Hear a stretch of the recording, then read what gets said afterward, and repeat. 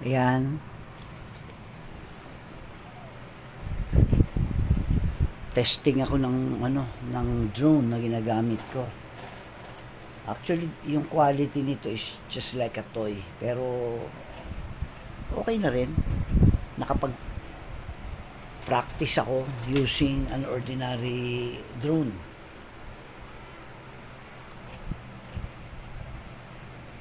Enjoy siyang gamitin eh. Even though hindi ganun ka taas, sinusubukan kong pataasin, pwede naman. Kaya lang, pag nag-exceed ka ng 60 meters, parang wala na siyang control, delikado rito sa neighborhood. Ginawa ko kasi ito sa open area na malakas ang hangin. Aba, buti na lang sa open area. Muntik pantamaan yung kotse nakapark, ang dami pa naman tao, nakakahiya. Kaya so far, kahit papano, ito, may control ako. Wala kasing hangin halos eh. Dito lang sa may tapat ng bahay namin, nasubukan ko na agad na testing itong drone na to. So far, ang ginawa ko na distance, hanggang tinaas ko lang ng konti just to be safe. Pero as per instruction, ang nakalagay siya 120, which is impossible. 120 meters hindi aabot.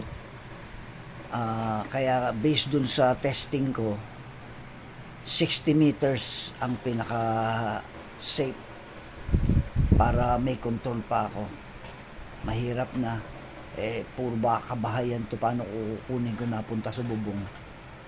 Kaya yan nga, testing around dyan sa neighborhood lang namin.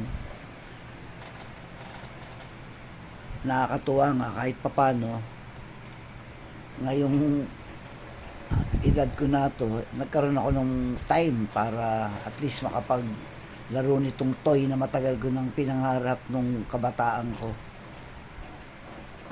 So far ngayon nasubukan ko naman, kaya not bad. It so happen lang na yung return niya hindi ganun ka-accurate. May tempo na crash landing ang dating eh. Oo. Kaya anyway, okay naman siya.